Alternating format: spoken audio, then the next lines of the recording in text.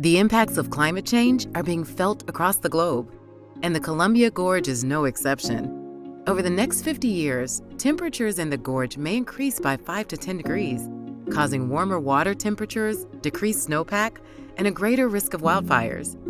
These extremes threaten to create dangerous conditions across large areas of the gorge for plant, animal, and human life.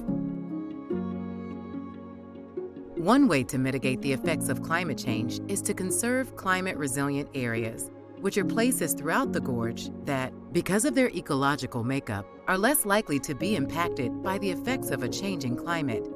Decades from now, these areas will offer the best opportunity for healthy plant and wildlife habitat. One of the gorge's special residents is the western pond turtle. Pond turtles need water to survive, but also open, mature forests for nesting. As our climate continues to change, water will become more scarce and seasonal ponds will dry up.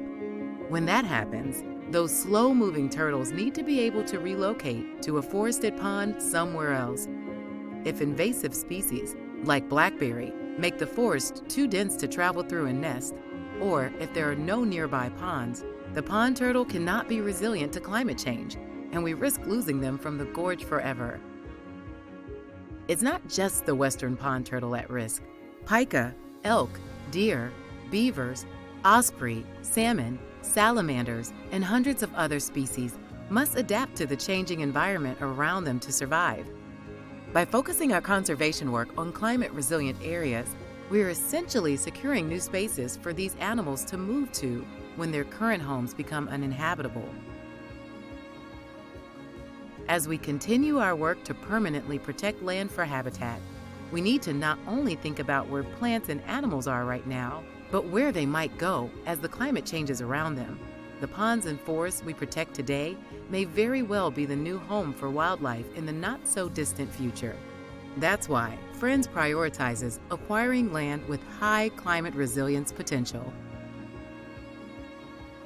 Going forward, protecting climate-resilient areas in the gorge and around the world will be a top priority for conservation organizations like Friends, as well as environmental government agencies like the U.S. Forest Service, DNR, and Fish and Wildlife.